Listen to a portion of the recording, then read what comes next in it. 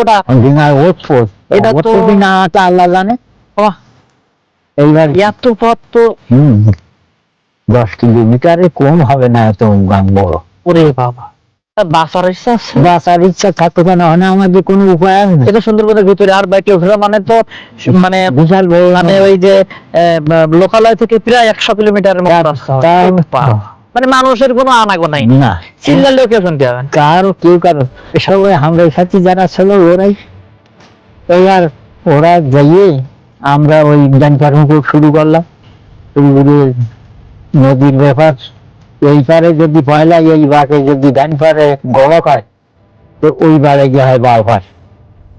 আমরা ওই ডান পারে গড়ক কাটিয়ে ওই বারে গেলাম, গিয়ে ওই ডান পারে যাইয়ে আমরা উঠলাম। হ্যাঁ, ডান পারে যে যাবো হলাম, যাইয়ে উঠলাম ডান 10-12 কিলোমিটার পানিতে সাঁতার দিয়ে পরে উঠবো তো ভাব। মাটি আছে এখনো? হ্যাঁ, মাটি মাটি সহ কলস সহ মানুষ সহ 12 কিলোমিটার রাস্তা পাড়ি দিই।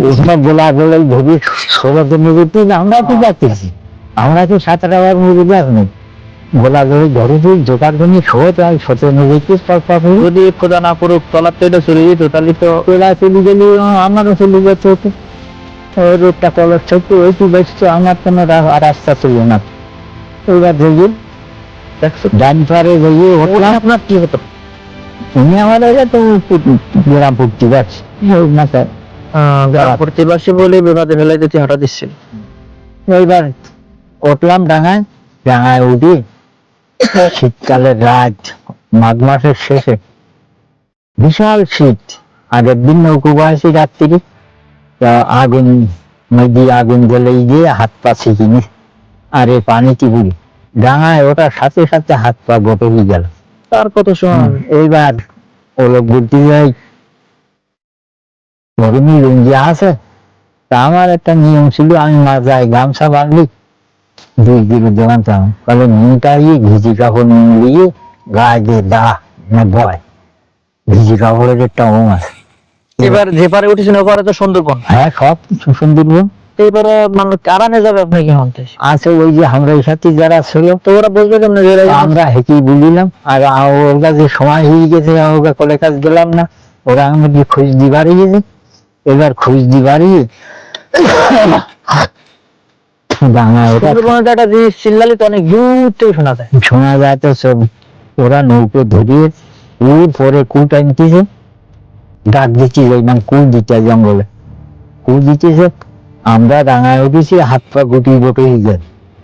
আমি দুজনে শব্দ কোকানি শব্দ ডাক, আর ওরা ডাকতেছে, আমরা শুনতে পাচ্ছি। আমাদের বাক শক্তি আর নেই যে আমরা জব দেখাও যাচ্ছে না, না রাত্রি অন্ধকারে দেখবো। আর ওই পাহাড়ি যে এবার অন্ধকারে রাত্রি সুন্দরবন বাঘের রাজ্যে ভয় লাগার তো কথা, ভয় লাগা, ভয় ভয় ভয় করে বাসি আর বাসি না আসলে বাঁচার মতন নেই তো আমরা।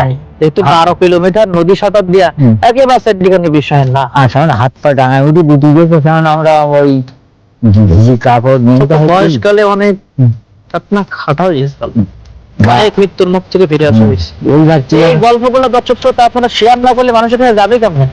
এই যে গল্প, এই গল্প পাবো মানে আমরা এখন তো আর এরকম হয় না সাধারণত, এখন তো উন্নত প্রযুক্তির যুগ। এই জন্য বেশি বেশি শেয়ার করে দেন বন্ধুদের মাঝে, যাতে এই আগের ঘটনাগুলো আমরা জানতে পারি। একদিন তো ফোনে আমি থাকবো না, কিন্তু এই গল্পগুলো যেন থাকে, এই জন্য সবার মাঝে শেয়ার করে দাও। হ্যাঁ, তারপর এখন ওই ওরা ওই নৌকো বই আসতেছে আর ডাকছি কুকুর দিতেছে, আমরা শুনছি যাচ্তেছি, কানের সুলুক সোজা আছে, বাক শক্তি নেই। ভাইয়া আসতেছে, এখন আমাদের কাছাকাছি যখন এগিয়েছে, তখন ওই আমরা কোকাতেছি, ওই শব্দটা আছে।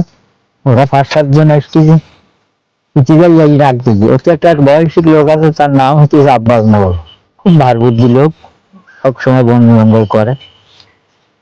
রাখার দর ডায়াবেটিক রাখ কারবার। এইবার ডাল রেখে শোন এখানে কি শব্দ দিচ্ছে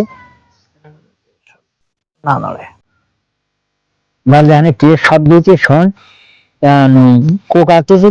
ওরা কেউ বুঝতেছে দান ওইরকম শব্দ করছে, কেউ বলছে মানে ওখানোর শব্দ ওকে হ্যাঁ। কান পর্যন্ত পৌঁছেছে। হ্যাঁ পৌঁছিস বলছি ওরা বলছে দানো হ্যাঁ, যেহেতু সন্ধ্যেবেলা হতেও পারে, দানও হতে পারে। দানো, আবার ওর ভিতর দিয়ে বলতেছে আমরা শুনছি গাতেছি যে ওরা বলছে দানো কোকাইতেছে, আবার কেউ বলতেছে বলে না ও সর দিয়েছে আর নালি হরিণ দিয়েছে।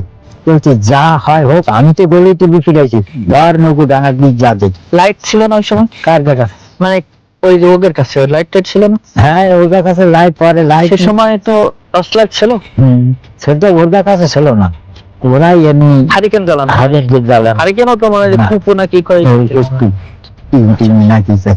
এইবার ছিল ওরা বলে আমি তো আছি গলিতে, আমি সামনে ছাপ্পান আমার দি কাছে ওইখানে উঁকু লাগে গেছে ডাঙার গা দেখেছি নাম ওই সেই বুড়ো আব্বাস সেটির নামগুলো নামিয়ে দেখেছি সব মানে ওই সাতসাত যদি আছে কিন্তু দুজন কিনা আছে মানে ওনার একারে নামাই দিল নিচে। সাথে পরপর ওরা তখন নৌকা ধরতে তখন আপনারা গেলেন নিচে নৌকাতে। আগে যাবো আমার যে হাত পা রাখবো ও মানে বল শেষ। আমরা কাটুই দিন না একদম হাত পা সব অবশ্যই যেতে যার মানে ওরা ওই না পৌঁছতেন তো। আমরা মরে যেতাম তো কোনো মতে বাঁচতাম শীতে আমরা শীতকাল ছিল, মাঘ মাসের শেষে ওরে বাবা বিশাল শীতকাল। এইবার বাঘ দেখছো কখনো? বাঘ ভাল্লুকি ভয় নেই। এই এই যে এই এত সুন্দরবনের ভিতরে তুমি যে ছোট মানুষ আসছো, তোমার ভয় করে না? হ্যাঁ, যাও যাও পেছনে দাঁড়াও। এবার কি হলো, ওই বিলাতটার নাম ওর গায়ে দেখেছি না, ওটা কইলে ওর হাত ধরি যেই ধাপ করে কাচিয়ে পড়ি যায় ও আর সত্যি নেই না, ও কাচিয়ে পড়ি যায় গেলে ওর দুজনে ওই পাগুড়ে ধরে নৌকো খোলে নিয়ে মানে তো কোনো শব্দ বেরোতেই না। ওই পুকুরনি শব্দ আছে, ও নৌকো খোলে তুলে আমার হাত ধরি টানছে পাগুড়ি ধরে।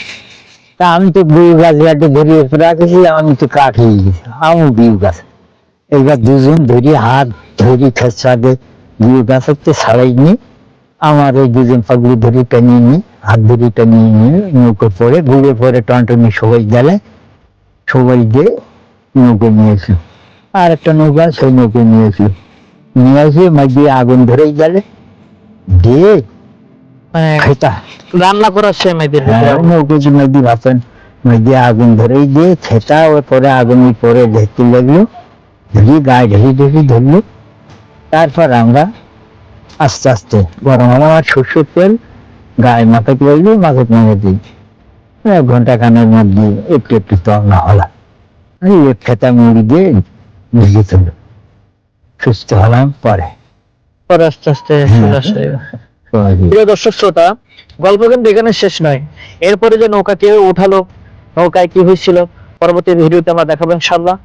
পরবর্তী ভিডিও আসার আগ পর্যন্ত আমাদের সাথে থাকবেন, আর অবশ্যই সাবস্ক্রাইব করে রাখবেন, নতুন ভিডিও আসলে সবার আগে আপনার কাছে পৌঁছে যায়। ভিডিওটি ভালো লাগলে অবশ্যই লাইক করবেন, কমেন্ট করবেন এবং শেয়ার করে বন্ধুদের মাঝে ছড়িয়ে দিন। ভালো থাকবেন, সুস্থ থাকবেন, আসসালামু আলাইকুম। Please subscribe my channel.